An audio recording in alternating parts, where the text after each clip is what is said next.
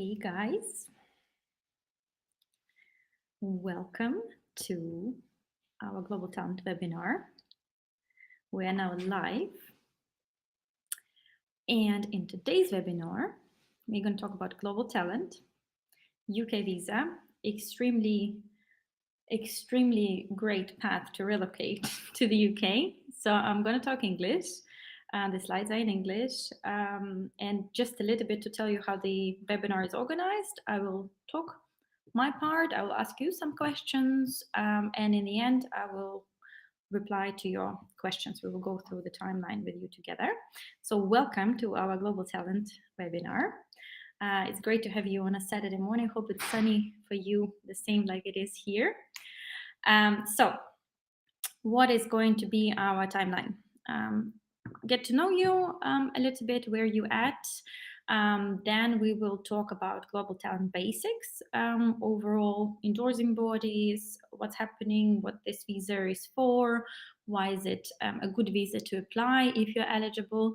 Then we'll talk about eligibility criteria and a bit of success stories to give you an overview and maybe stimulate you a little bit to think out of the box. Because a lot of times when people come to us for global talent assessment, they say, oh, no, I'm not talented enough. But actually, when you start giving them options, examples, they were like, oh, I have that, and I have that, and I have that. So my goal for you today is to kind of start thinking in that direction so you can come up with your own examples and your own evidence pieces. Then we will talk about cost, timelines, and general technicalities of getting the visa, dependence, how much it costs, and everything. And then in the end, I will answer your questions. If you have any specific questions regarding that visa, I'll be happy to answer. You can pop your questions into the chat. I will have it open, and we will take it from there. We will take it from there. So let's go. For people who joined, tell me, what do you do? So that I can a little bit tailor the presentation for you guys. Are you in digital? Are you in science, engineering, arts? Which field are you more or less? So that I know which section to focus on. I know that the comments come a little bit at a delayed pace, so I'm just going to wait a couple of seconds to see what you reply and have a sip of my coffee. So tech, science or art, IT, tech, hello, nice to have you here. Marketing, okay, so more like tech. I will also tell you a little bit about the examples of where it's in between the parts. Arts, great, thank you so much. Okay, so we have actually a really good mix, because this if we have tech as well, okay, great. And I will definitely talk about science too. Okay, usually when people come to us for global talent, there are different stages. Some people applied, got rejected. Some people are applying in the US or in France or anywhere else. Science, okay, fintech. So obviously global talent, even though UK, I believe, really does everything to make all the processes really streamlined and simple, it's still a very complex topic. So people come to us with a lot of knowledge, a little knowledge, or somewhere in between. So tell me, have you been applying already, collecting the documents? Which stage are you on in terms of your global talent? Or are you just trying to figure out if you're eligible? Because then again, I can a little bit tailor the webinar and examples specifically to that.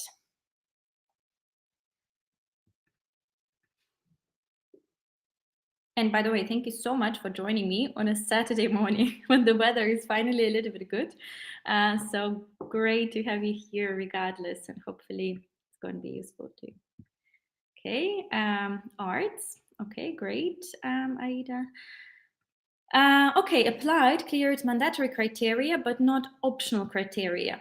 Great example, because I will talk about that too. We've had quite a few success stories when people got rejected, specifically didn't satisfy optional criteria, and we managed to get them. And it's actually not that hard if you know what you're doing. I will tell you all about that. Okay, moving on.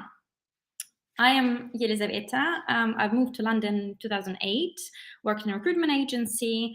I had about 8 years of executive search experience, became partner of that agency, and then founded EP Advisory. It was actually 2 days ago, was a 6-year anniversary.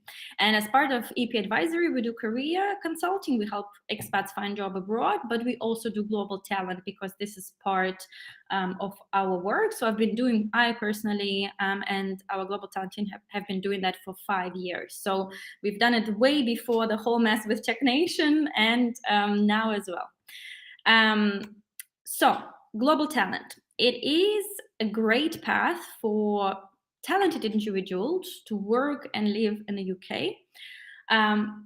I would say globally, like you can see now, you have tech, you have science, which includes engineering, architecture, and all that stuff, and you have arts. Obviously,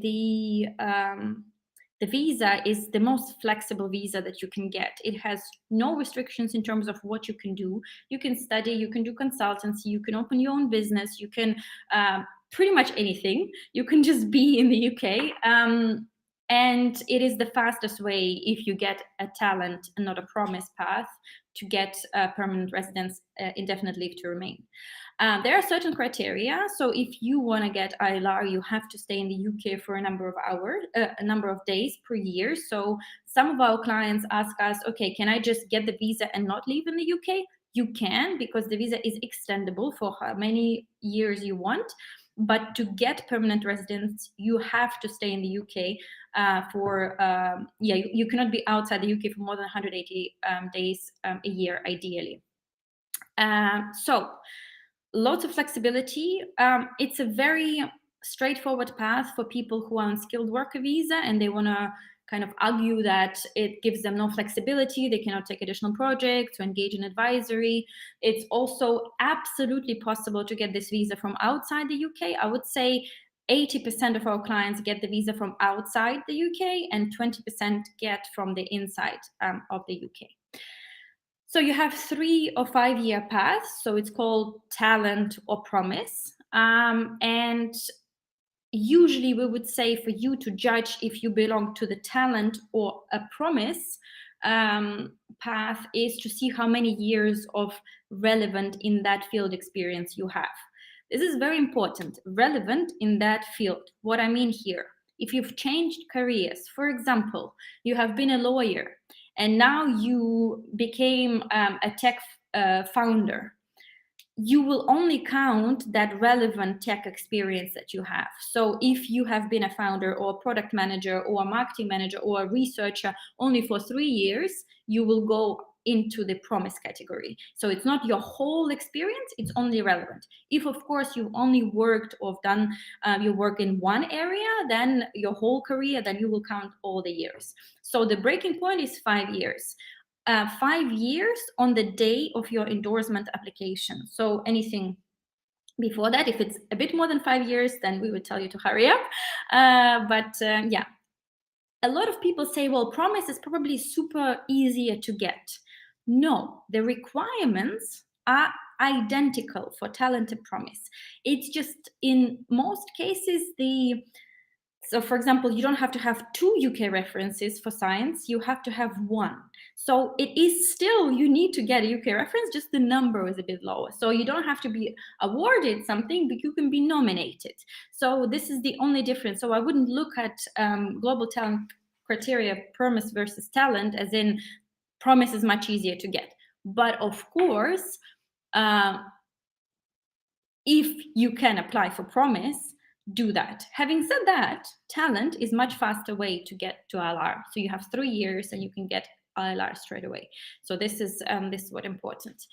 And another thing that is often overlooked is the fact that to get this visa, you need to prove in your personal statement, of course, in your references, in your documents, that you are planning to do something good for the UK specifically.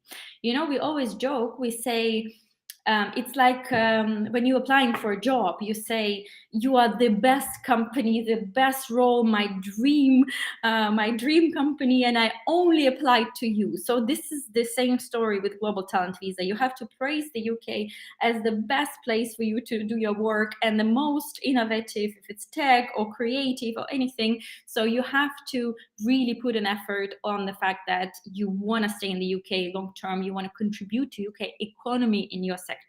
Very important bits. So a global talent visa is, you can get it in 2 stages. You get stage 1, an endorsement, as stage 2, the visa itself. Why is it important to know? Stage 1 endorsement is not your immigration history, which means if you get rejected, like one of our viewers today, you can reapply for endorsements how many times you want, and you don't get any, let's say, marks on your visa history with the UK, immigration marks. So endorsement is completely separate from the visa application. Endorsement is done via endorsing bodies. So we have 6 endorsing bodies, and they are kind of grouped. You have Tech Nation, it's now changing the name. So for tech, I will go into that more detailed later. You have Royal Society of Engineering, Royal Society for Science. So it's kind of the whole group together. They have the same requirements and the same paths. And you have Arts Council, which is separate. So you have one technician for endorsing bodies for science, engineering, medicine, etc. And then you have arts for also their own disciplines. So you have to understand which endorsing body you're going to apply, because they have completely different requirements, completely different. And after you've chosen the endorsing body, in some cases, when we do this assessment, we actually try to see which endorsing body will be more suitable if, let's say, the person satisfies 2 paths. I will give you an example later. But yeah, just try to understand which endorsing body is good for you. Then personal statement. That is your motivational story. I would say a lot of people put a lot of emphasis on personal statement, and while it is an important piece of your application, personal statement is actually copy pasted as text into the endorsement application. So I would say in terms of the weight, it's probably the least important from everything, but you still need to have it. This is a requirement. Then you have to have 3 referees. This is for every endorsing body, is the same. And then you need to have evidence pieces, what is called the documents that prove that you are eligible. Every endorsing body has its own requirements for evidence pieces. We would say it's usually up to 10, but some, for example, science applicants can have less, because if they satisfy criteria, which I will talk about, you don't need to add more. I would say the biggest emphasis in terms of the number is always for technician and for technician applicants, but yeah. So overall, you are applying with 15 documents. It is your CV, 3 letters of recommendation, personal statement, which you write as a separate document and then copy paste, and 10 evidence pieces. So you have 15 documents usually you have to apply with. Could be a little bit less for different endorsing bodies. How do you demonstrate your talent? So again, I'm not talented enough is something I hear literally every week from potential clients, but it's not always that actually complex and difficult. Let's look at endorsing bodies and their requirements. Let's go into tech. This is Tech Nation. For some of you, you might know that in March last year, there was the whole thing where the Tech Nation lost its funding, and we thought that it's going to close, and it was 31st of March, 12 o'clock, they were closing all the applications, or at least they said they would be stopping them. So we had the craziest inflow of applications we made that night. And some of the clients we worked with such a speed, it was absolutely incredible. So Tech Nation, definitely difficult path, but possible. So one of the main things you need to know about Tech Nation is they have a beautiful guide on their website, by the way. If you haven't seen it, check it out. one of the first things we check when we assess the person is whether they work for product-led business or employer. What I mean by product-led, if you currently work for a law firm as an engineer, most cases you will not be able to apply. So product-led is a company whose main purpose is building a product. So outsourced agencies that provide freelance software engineering services are not eligible. FMCG companies, consulting companies, banks, if you work for a bank, I would say there is always exception from the rules, and I will give you a very clear example, but overall, you have to work for a product-led business. It doesn't matter if it's a small startup or it's a huge organization like Meta or something like this, but it has to be product-led. Then you have eligible occupations, and you have to choose which occupation you have. So in terms of technician, you have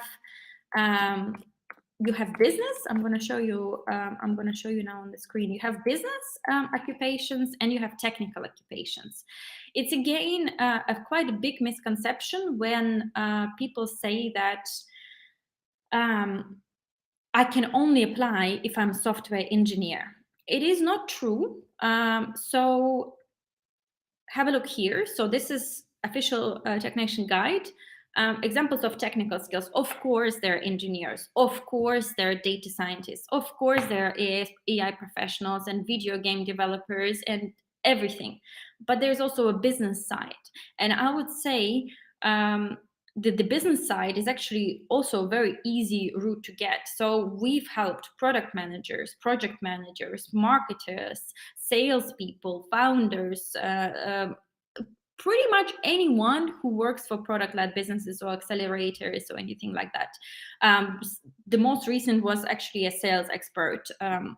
So don't be put off if you don't have a technical role, but you work for a product-led company. So like I said, you are applying with 15 documents for technician, and for technician we really push to have the 15 documents, which means you need to have 10 evidence pieces. Then you need to have recent evidence, which means everything that you provide in terms of evidence should be within the 5 years period. So we again have cases when the person comes and says, yeah, but I have so many articles about me from 2017. Can I add them? Of course you can, but it cannot be just that when you show your recognition. So each evidence piece is a 3-page document. So it is a PDF document, 3 pages. And I always say it like this: whenever you make an application specifically for technician and tech endorsement, think that the person is a case manager. He gets your pack of documents, and this is the only thing he will see. Literally, the only thing he will see is everything that is in those documents. And when we have people coming from rejections and we look at their documents and we think, oh my God, how could, like, just accounts attached without any explanations, without any specific details that could be useful for a person who is reading it. So you need to make sure your evidence documents, 3 pages each, are extremely clear of what it is about, what happened, where, etc. So if you have 5 articles from 2017, you can include them if you have also a couple of recent articles. So let's say in media recognition document, you might have 5 articles with screenshots, with links, with everything. I can show you an example later on. And if you don't have that, and if you just have the 2017 articles, it won't work because they will dismiss this piece of evidence. But if you mix them up, you might be lucky, because what they can say is they can say, okay, we either say yes to the whole document or we cancel the 2017 and only look at 2 recent articles. But it will give them kind of a bigger weight, let's say, for this document. And then obviously there is the super complicated OC1, OC2, OC3, OC4. So in technician endorsement, you have mandatory criteria. Mandatory criteria, we like to explain it like this. Mandatory criteria is overall for Tech Nation to say, is it a yes or no? So do you actually qualify to apply for this visa? Do you actually qualify in terms of your profession, in terms of your talent and everything? If it's a yes, okay. And then optional criteria, have you actually proved that you qualify? And in terms of technical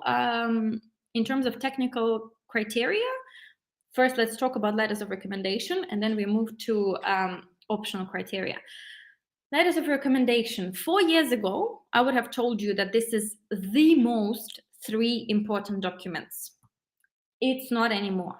Since March 2023, the game has changed big time, which means if letters of recommendations were the best of the best documents you could apply with, now Tech Nation says, yeah, we've seen letters of recommendation is good, but you haven't proved this, and this, and the evidence pieces. So evidence pieces is much more important. Having said that, letters of recommendation, it is a requirement, so you still have to have them. You need to provide 3 letters of recommendation, and we say, so what happens with us when we work with a client, when we onboard the client? We ask them to fill in the table with lots of different names. We ask to add at least 10, sometimes 15 different names. And then we, together with our lawyers and the client, select the best top 3. And we have 1 or 2 backup plans, because we've had in 5 years so many different stories where referee disappears, refuses to sign, or anything like that. So make a list of 10, choose the 3, have 2 as a backup, just in case. When we choose the referee for this specific person, what are we looking at? We are looking for direct managers, so someone who you actually worked with. This is really important. You would not believe how many times we've seen like completely random people that have nothing to do with a person, that they just put them there, and we were like, okay, so how did you work? I met him at the conference.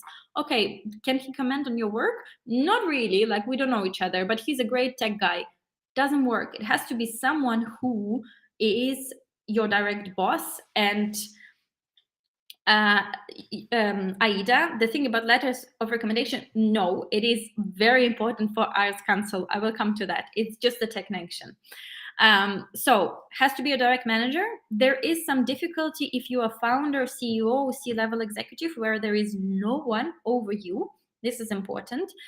So then we look at investors, advisors, or anyone who can be potentially over you and who kind of gives you advice.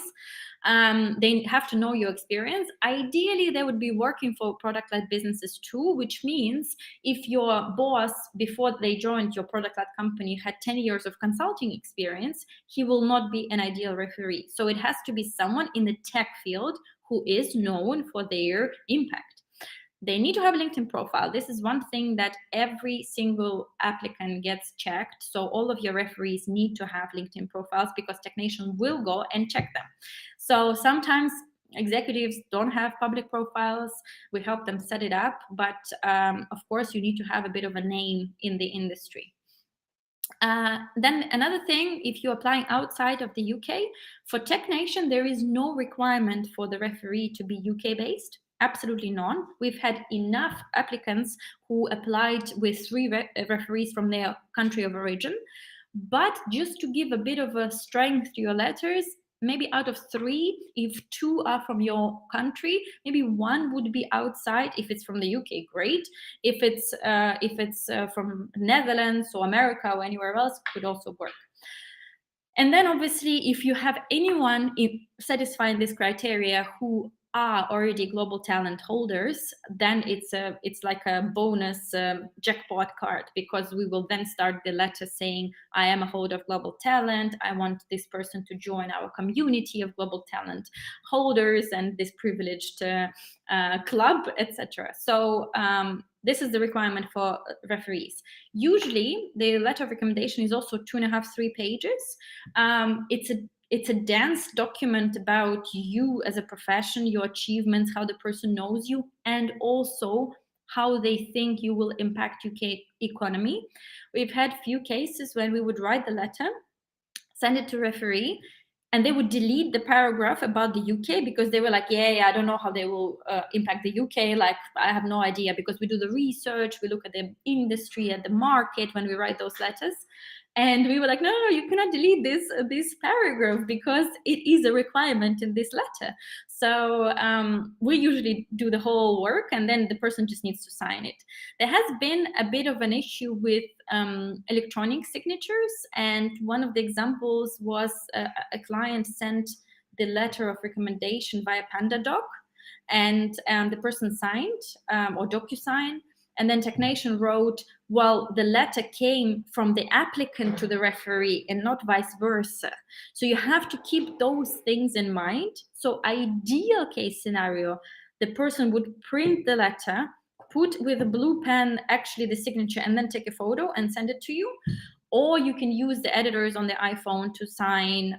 Just try to, we say, if you know, like this photocopied documents with a bit of black on the side and everything. So this is kind of the best type of letter of recommendation copy that you can get, which shows like a proper genuine signature there. But yeah, there's lots of different ways to make it look as good as possible. Then you have 10 evidence pieces. So this is what's important.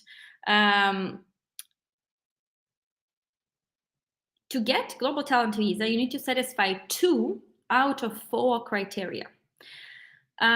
You have OC1, it's a track record of innovation as an employee or founder. You have OC2, it's activities and recognition outside of your occupation. OC3, it's a technical, commercial, entrepreneurial contribution to the field. And OC4, scientific contribution. You have to satisfy 2 out of 4. Straight away tell you that OC4, I would say probably in the last 2 years, 1 person argued that with us. And this was the person who was an employee of a product-led business. He was a product manager, but he also had a medical startup. And he had developed a medical device, and he had a patent, and he had some scientific publications related to that patent. So then you can very easily argue OC4. But for general public and 99% of our clients, we don't argue OC4. Then we also don't, I would say from this 4, the second hardest to prove is OC2. Activities and recognition beyond immediate occupation. Why it is the most difficult? Because for talent specifically, technician has pretty high standards. So activities and recognition beyond immediate occupation, what it is. This is your, what you do to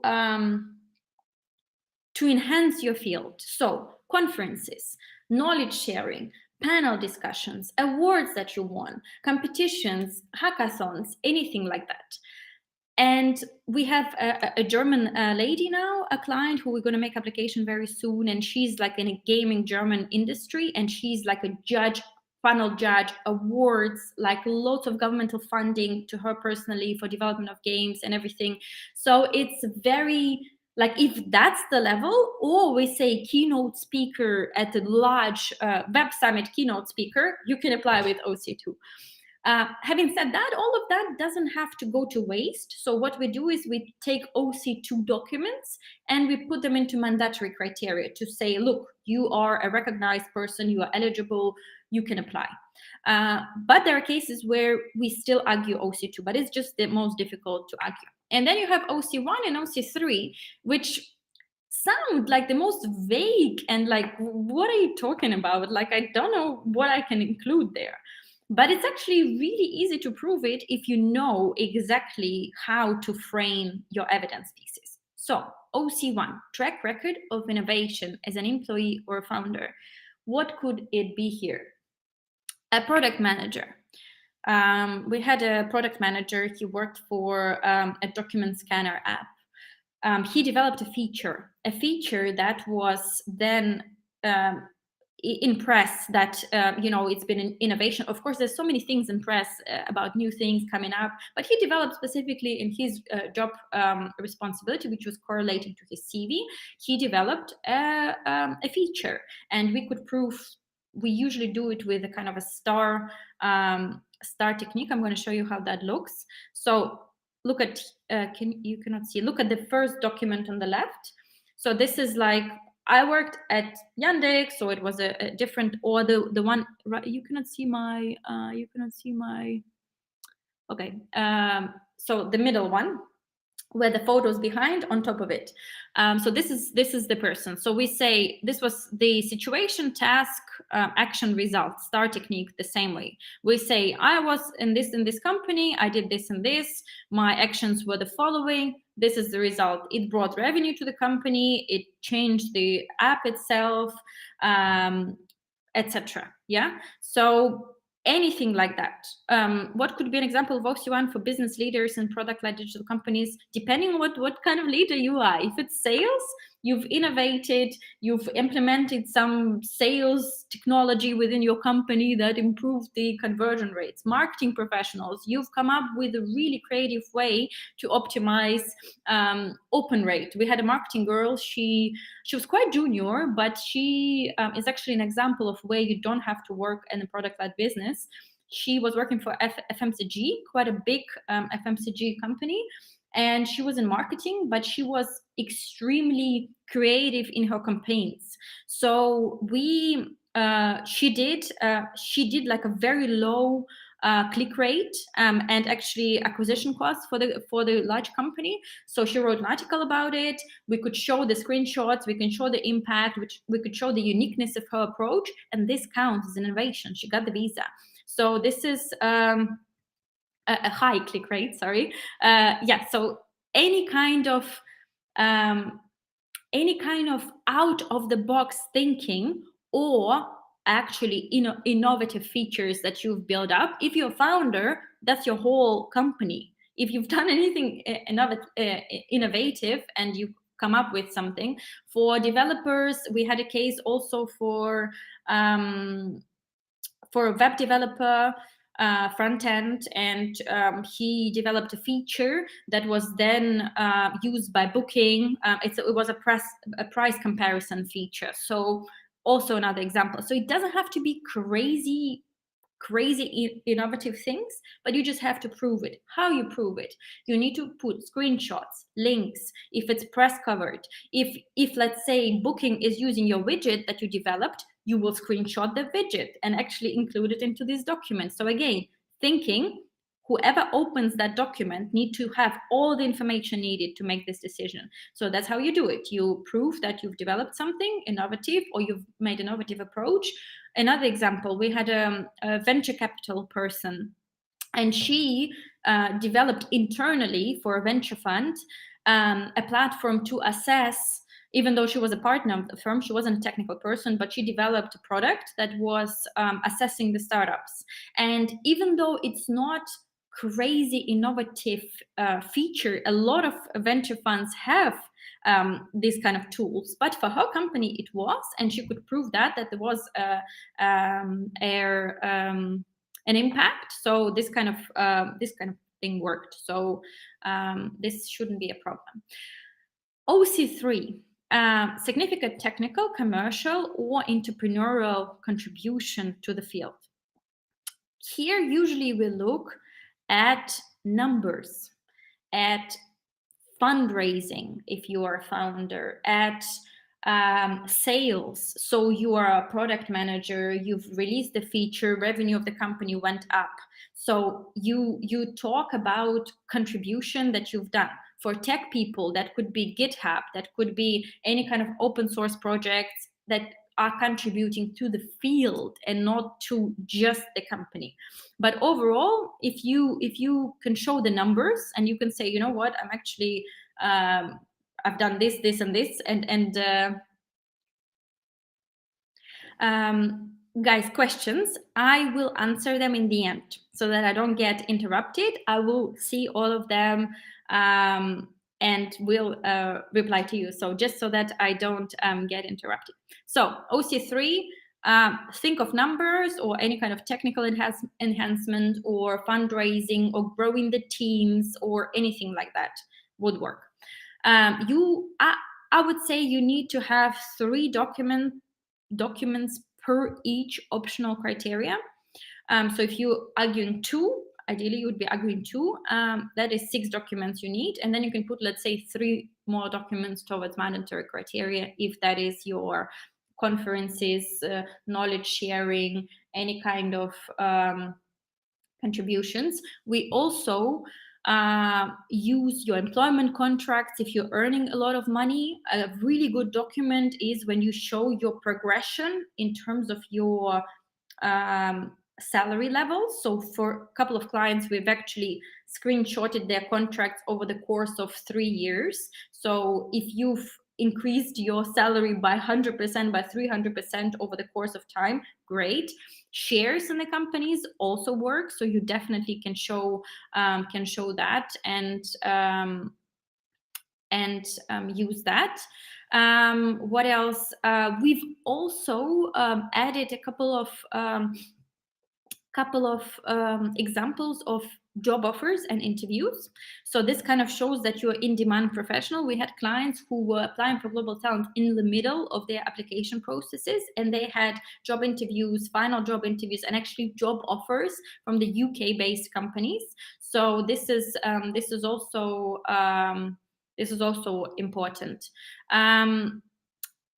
What TechNation doesn't like, if you just show, let's say, the words, you need to have specific evidence. So think of screenshots of emails. If you were invited to speak at a conference and you don't have any evidence, you can provide screenshot of email where your time was confirmed and all that stuff.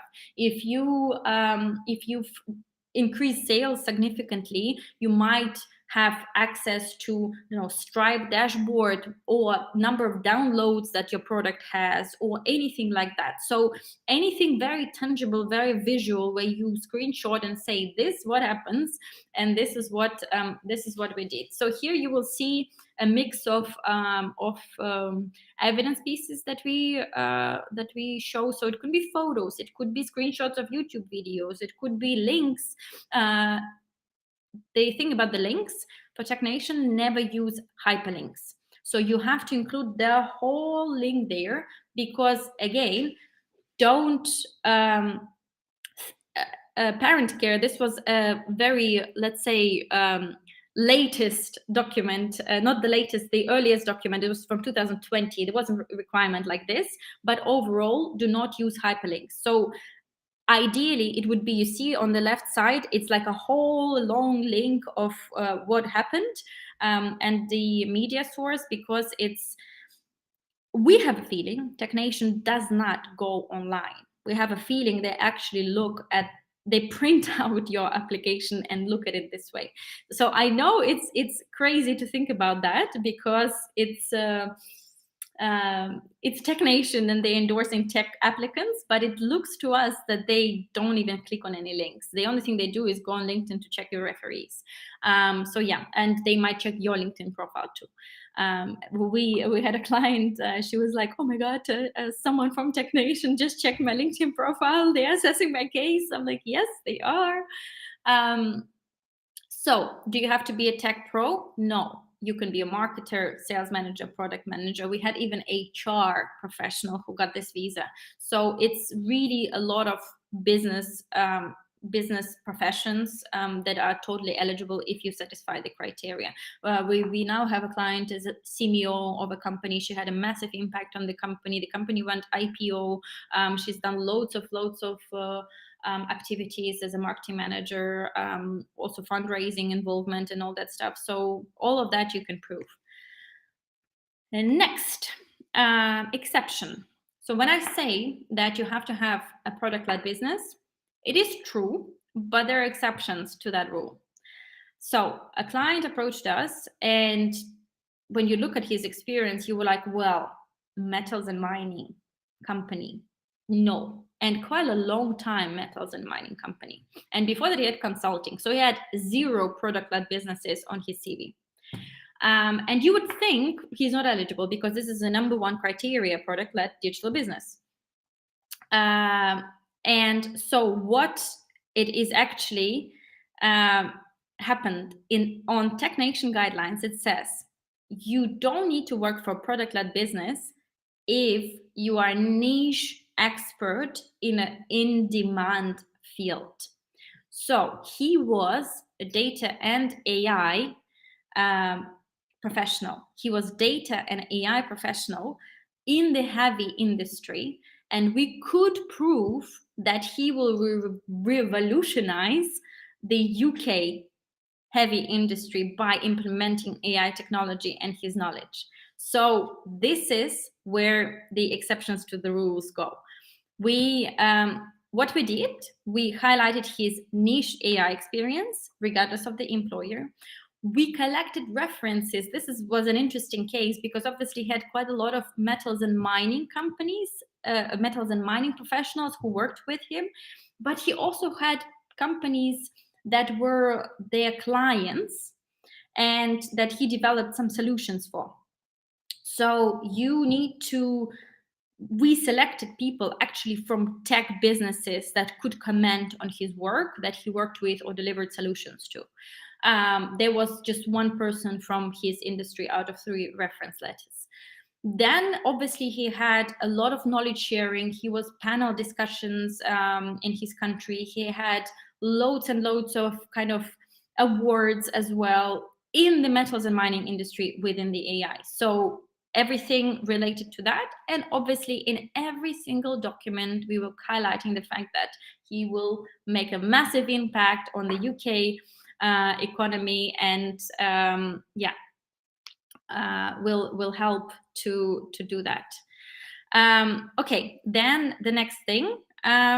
Which means you don't need to only be working for a product-led company, but of course, to be able to apply outside of that rule, you need to have a very niche technical expertise in your field.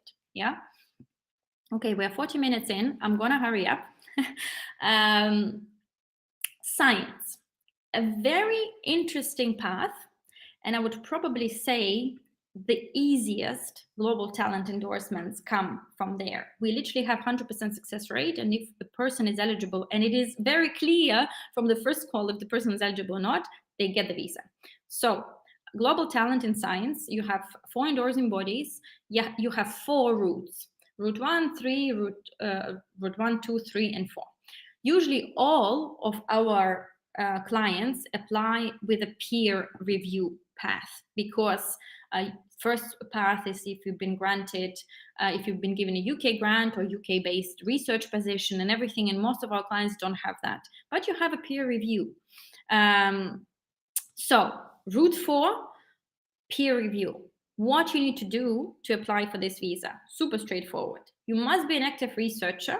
So your job title current has to be a researcher within the university, a research institution, or inside the industry. So we had the case where the person was in R&D department of also chemical company.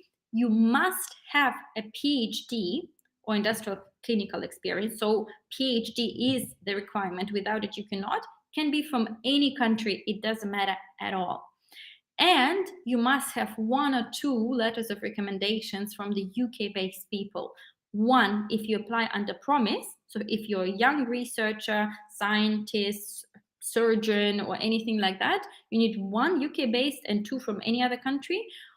If you are applying for talent and you have more than 5 years of experience, you have to have 2 UK-based referees. In terms of referees, I would say this is the trickiest part because if you come from Australia or Singapore and you've done all of your research, you published articles and everything in your country, and you want to come to the UK, but you literally have no one in the UK who you know, I would say 50% of our path route 4 clients come like this, and they say, yeah, but I've published research with people from Australia and America, but none of the UK. Then we tell them, go ask all those people you worked with or published research if they know anyone in the UK. And to their own surprise, every single time they come back with a list of people that they found through their own connections, and they give them the reference. You might think, well, but the requirement is the referee needs to know me personally. Yes, for Tech Nation, they need to know you for at least 12 months. This is the requirement. For science, though, we've been able to get endorsements for people whose letters of recommendations actually state, I've known John Doe through this and this researcher. We've published the research work, and I think he's done a brilliant job in this and this field. So even though you would say it's kind of mandatory to know each other, no, it could be through someone else specifically for science. So active research, a PhD, one or two references from the UK-based people. Who are those people? 99% of the referees for our clients are professors at university. So ideally, it wouldn't be assistant professor or just a lecturer. It would actually be a professor with a name, because you start the letter with explanation about the person and their track record and everything. They usually sit somewhere on the board of professional societies. I will come back to that too. And it has to be, let's say, in science, quite a big guy. So think of UCL, Imperial College, etc. So this kind of this thing works. And then, guys, I'm gonna close the chat because it's really distracting. I have with me assistant, so we can maybe just move that into the questions so that I can come back to them later, because we are coming back to Tech Nation. I can come back to that after I've spoken about science. So another thing that ideally you would have is that you would be a member of a professional society in your field. So we had a client in petroleum engineering. He was a researcher and professor at university. He was part of SPE, Society of Petroleum Engineers. It's a UK kind of worldwide society. You usually pay a membership fee, but this is good to have, actually really good document to have. Obviously, you need to have a scientific publication history. So we usually check ResearchGate or Google Scholar to make sure that you have enough publications. The minimum publications that we ever applied with, you can see on the left side, 1, 2, 3, 4, 5, 6, 7, 8. So it was 8 publications was the minimum we've ever applied with. However, a lot of our clients have 15, 20, etc. Here could be a mix of English publications and, let's say, your own language publications translated and still published into ResearchGate or Google Scholar or any other research kind of platform. And a really big bonus if you've had grants for research. So this is also a little bit of a gray area. Some people work in a grant team. So you've been given a grant to do a research, but your name is not on the grant, and you need to have a name on the grant. So you just need to make sure that your name is there as one of the recipients of that grant. Obviously, the same like for Tech Nation, you have to add your conference participation, panel discussions. We had a brilliant surgeon, a cardiosurgeon, who'd been inventing some techniques, and it was probably up to date the most fascinating person I've ever met, because he was a cardiosurgeon. Then he, in his lifetime, he's 40 years old, he changed his profession from cardio to neurosurgery and actually achieved crazy results in this field. And now he became a filmmaker. So he's in the UK studying filmmaking. And I think this is the biggest example that you sit there and think, what? This person's 40 years old.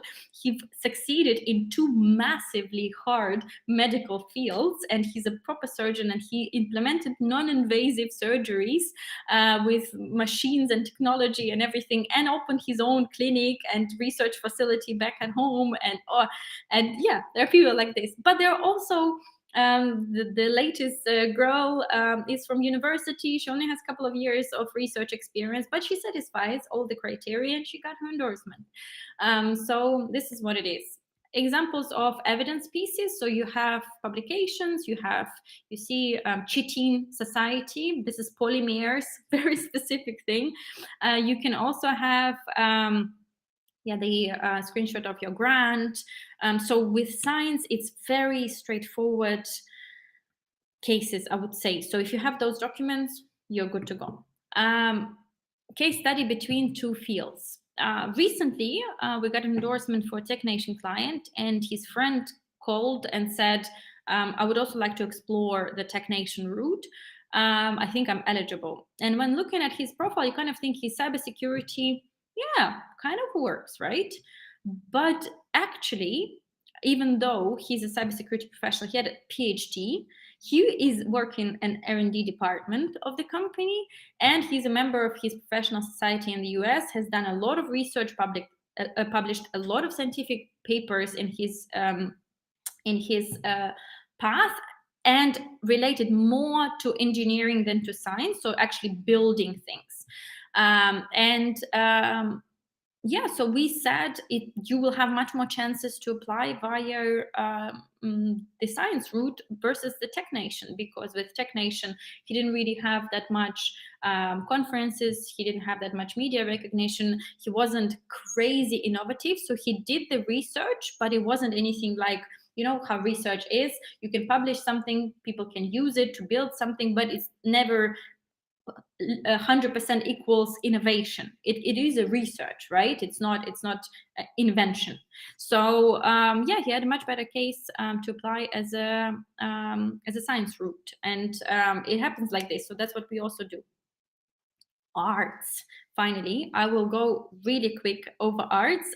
If there are any questions, you can always reach out to me directly. I will leave my email as well. So arts, the first thing that we do is we ask our clients to check ineligible disciplines. Arts Council, my experience, I know it's different in the industry, but my experience, Arts Council is actually the most annoying endorsing body in this sense. And they are so specific and so picky what they want to do with applications and who they give the endorsement, then it just becomes like a nitty-gritty detail. Yeah, it says here you cannot be a fashion stylist, but you can also be that. You can be an organization of art and like program manager or music festival organizer, but you actually can't. So it's all really gray area. And we had one application when they said, yes, the profession is eligible according to our website, but we can still subjectively decide that this profession is ineligible. So this is what you need to be aware of. Go and look at eligible disciplines, check them out, see if you fit the bill. For example, if you're a commercial photographer, you cannot apply unless you package it as a non-commercial photographer. So lots and lots of different criteria. And we also say, for example, film and film industry. I mean, look at this. To be able to apply for film, television, animation, post-production, visual effects, here includes actors, filmmakers, anyone around the filming. First of all, you don't have promise. And second of all, you just need to win a Golden Globe or an Emmy or an Academy Award. Just yes, there are other awards too, but one of the first ones is like, you can apply, yes, if you won BAFTA. So it's extremely high mark. We say it's basically an Oscar winner. If you are not an Oscar winner as an actor, chances you it's going to be difficult for you. But PACT also, so for the film, television, animation, post-production, and visual arts, you have PACT, who is assessing your application on behalf of Arts Council, and they have notable industry awards. You can Google that. They have it all available online. They update this list quite a lot. And there you basically have, I can even maybe click on it and show it to you. So this is how it looks. And you see it was updated 22nd of March, yesterday. And you basically have from all around the world different awards. So you have Australia, you have Berlin, you have Brooklyn, you have European, German, anything. So for example, Grammy, it has to be only for this. For Gracie, you have to be, again, only for a specific award, best music video only. Yeah, so you're just basically looking at the whole the whole list. It's a big list, but Tokyo, all around the world. But still, to be able to apply within this field, you have to be awarded or nominated for at least 2 of those awards, which is quite extensive, I would say, just so you are aware. For fashion and generally design, you have British Fashion Council who is assessing you. So you either need to have support and sponsorship by British Fashion Council. There's a list of kind of endorsed bodies. You can have awards, again, quite high awards, but possible. You can have recognition by industry players such as designers or any kind of outlets that are related to fashion design.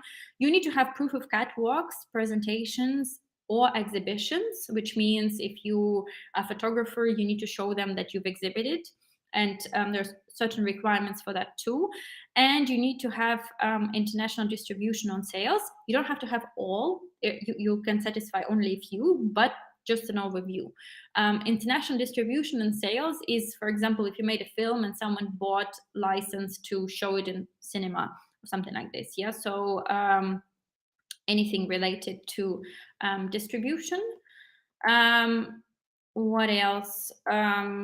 Overall, it is awards. You have to have awards. It's media recognition, so it will be a feature about you as a coolest designer, or a feature about you as a photographer. Ideally, it will be from a critic who is quite well known in your field.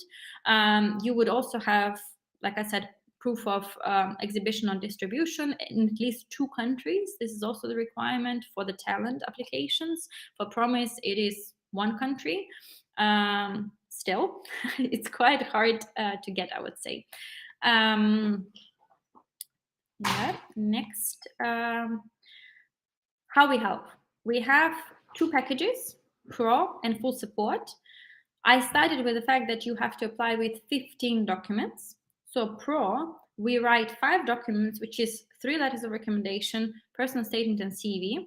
And then you write 10 evidence pieces, and we give you 3 hours of our time to review, supervise, give you feedback, and edit. In Pro package, you make application yourself, and you make visa application yourself too. In Full Support package, we write all the documents. You have full legal representation. We make stage 1 and stage 2 application with us. I would like to highlight that in the UK, immigration law is regulated. So any company that offers you applications on your behalf who is not an immigration law firm, they are not allowed to do that. So we partner with immigration law firm, and you sign a document with us for document writing, a contract, and with them for legal representation. And then they become your official legal representative, and we kind of work together as 3. Timelines and costs. So usually when we onboard clients, we have about 1 week of due diligence. Again, by law, we have to do a due diligence on you to make sure you're not sanctioned or anything like that. And then we onboard you, we send you the contracts, we send you invoice. And then we always start with a 90-minute or 90-minute case assembly call where we say, okay, these are your referees, this is your evidence pieces, this is what we're going to choose, this was missing, this was required from your side. And depending on the package, we go either write all documents or we help you write the evidence pieces. So in terms of document prep time is usually 2 months. It sounds quite a lot for 15 documents, but it's actually not, because by the time we collected information about the referees, we've done our research, we've written the documents, then you go and send those documents to your referees. They might come back to you in a week or 2 or 3. Any time from there is possible. So we say 2 months is the standard. Could be longer because we had also clients who were traveling, had some issues personal. So, but overall 2 months. Then you have about 2-3 months, 10-12 weeks for endorsing body to consider your application. And in that sense, you will, we usually say up to 12 weeks. We had situations where it was longer, and then we would inquire if you choose Full Support to ask where is the decision, and then usually the decision is quite fast. But considering our latest applications, I just want to show you that So for Tech Nation, we've applied on 21st of February, and we already got decision on the 7th of March. So it's actually 2 weeks, a bit more than 2 weeks time, considering February is a shorter month. And for example, Royal Society, you see here we made application on the 6th of December, and we got the endorsement on the 8th of January. So that's like a month time, more or less. So even though they say 10 to 12 weeks, we do get decisions earlier. But we don't, let's say, rely on that, and we don't say plan it for it to be 3 weeks. No, plan it for it to be 12 weeks. If it's earlier, it's great. Once you get your endorsement, it's just an email with a reference number. Then you have 3 months to apply for visa. The visa processing times depends on the country where you apply. You need to have a permanent residence in the country where you apply, and you will have processing times depending on the country. Some countries offer, in some countries, British embassies offer fast track, premium services, and some they don't. So you have to check in your country where you will be applying whether the timeline is 3 weeks or 1 day, same day appointment, etc. Costs. One of our clients posted a story asking, can you guess how much a visa costs in the UK?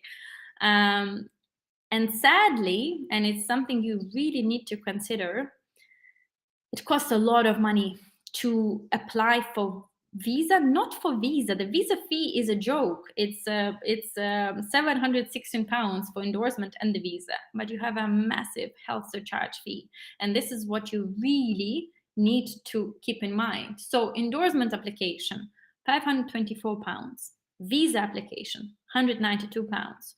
All sounds great until you go to health surcharge and dependents. So usually most of our clients apply with family, with one child, a partner. Some of them apply alone, but usually it is at least a partner or a child.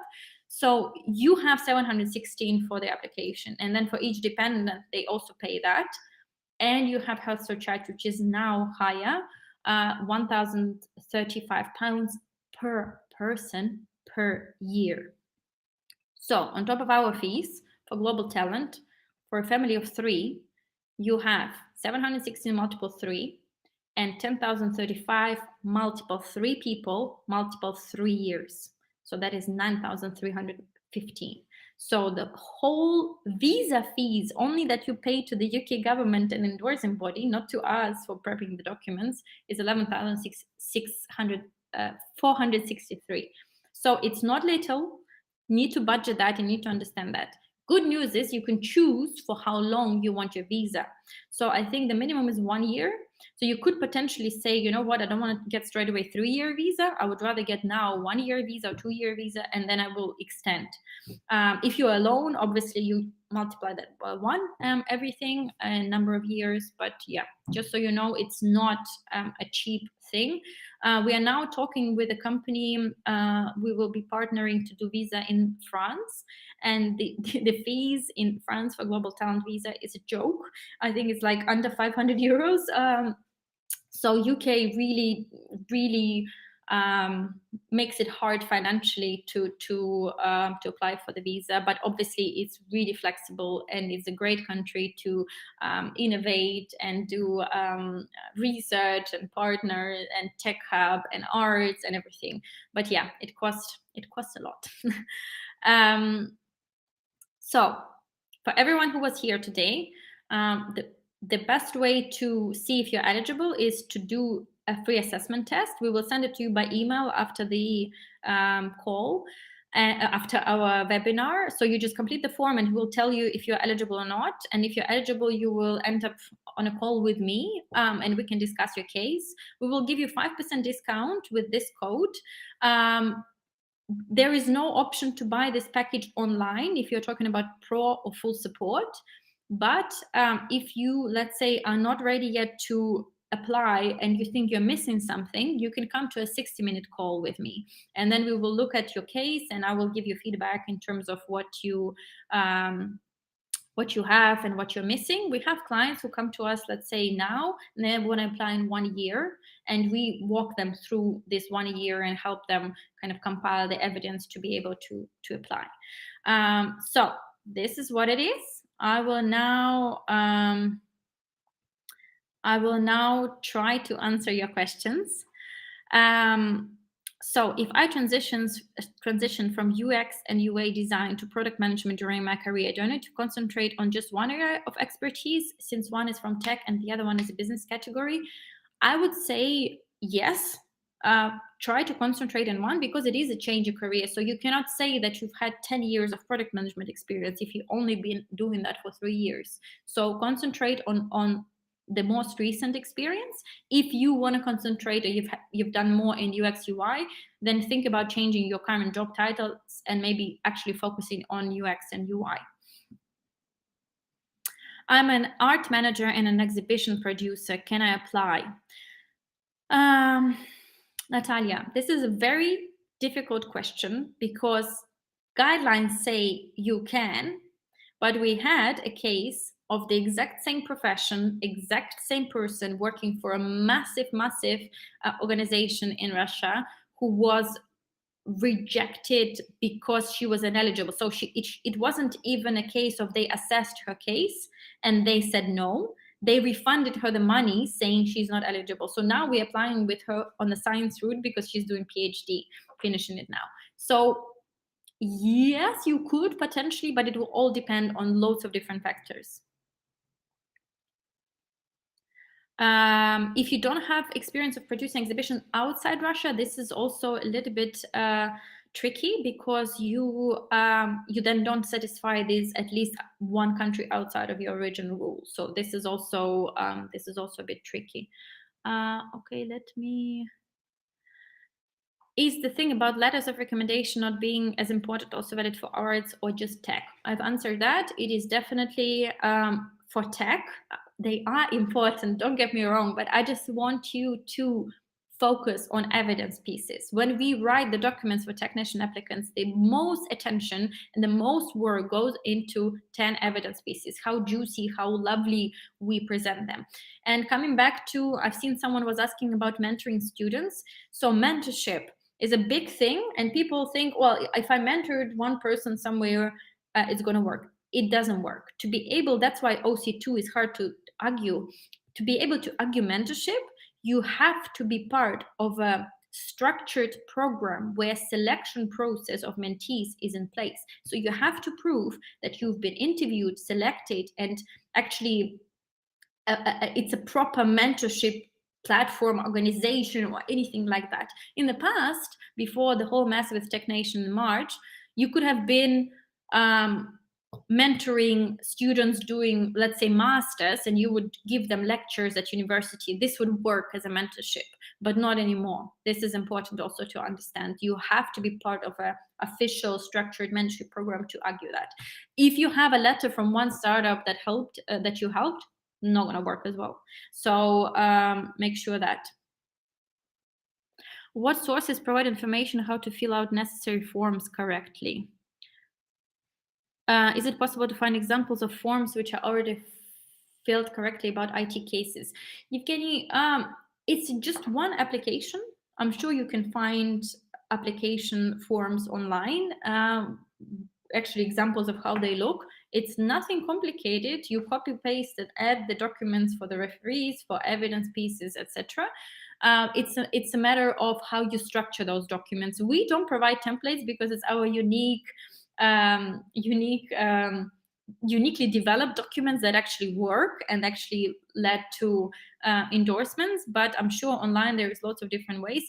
Just try to think that you need to prove to the person who is reading that everything that you want to say is in the document. I give you an example. We had a client, an entrepreneur, who came to us after rejection. And when you look at his case, you think, how can he get rejected? He funded 5 companies. He got millions in funding. He has so many articles, so many everything. How on earth will this guy get rejected? And then we opened his application. Another company was doing it for him.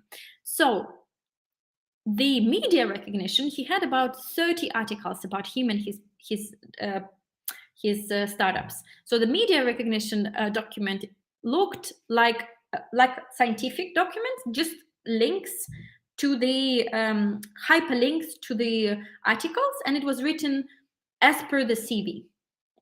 So when I open and it was also awards, and they didn't even mention it in evidence pieces. They just mentioned it in the CV, and they assumed if this information is in the CV, then the case manager will automatically know it. So no, you have to prove everything that is written in your CV with evidence pieces. So if you say you've fundraised 1 million for a startup, in your evidence pieces, this is not enough. And confirmation of your letter of recommendation of that is not enough. You have to add an evidence piece document, which will include an email, a transaction, a screenshot, a shareholder agreement, or anything like that that will prove it. So this is where a lot of applicants are missing the bit. They think that you can just say it in your CV on your letter of recommendation and that's it. No, this is where you actually don't get endorsed. So think of the fact that every significant thing in your background, in your CV, has to be added to the evidence pieces. Can an intern experience be counted or only founders? Not sure I understand your question. I guess you would mean if you are, let's say, a marketing intern working for a product-led company. If as an intern you've had some impact already, you could potentially apply. The lowest job title we had was analyst that was applying. But I would imagine as an intern, you wouldn't have enough evidence to confirm that you've made an impact. But you don't have to be a founder. You can be a manager, an analyst, anyone, actually. Stage 1 and stage 2, yeah, so you have different forms also for stage 1 and stage 2. Stage 1 endorsement is one form, stage 2 visa is completely different form. Again, I think you can find online something related to stage 2 forms too. We have 50-50. Some clients who buy pro, they just confident in filling out all the forms and they don't have any issue. And the full support people, not only they want us to write all the documents, but they're also worried to make any mistakes in the application form. So they just like, I would rather delegate the whole thing and not worry about it. So this also works.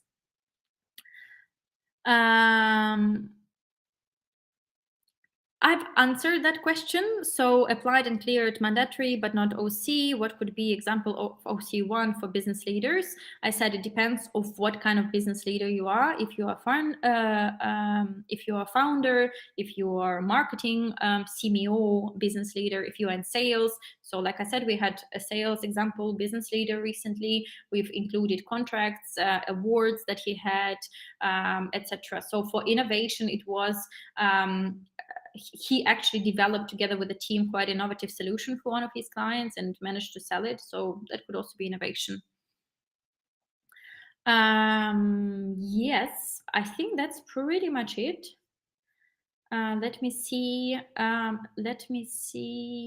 any other thing we've missed. I don't think so. If you have any more questions, just pop me an email. I can leave you my email in the chat here. Make the assessment test, see if you're eligible. You will also see what kind of questions are there, and just go ahead. Like I said, you don't have to be crazy talented to apply. You just need to satisfy the criteria and know how to present your talent to the endorsing body. And best of luck. I love doing global talent applications, and I love receiving, yay, I cannot believe I got the endorsement. So I hope this will be the same for you. And thank you so much again for joining me on this Saturday morning. And here is already raining and gray, so I'm gonna continue my day, my gray March day, and not gonna see any sun, I guess. Thank you for joining, and was really great having you, and I love that you were all from different fields, so hopefully could give you some insights.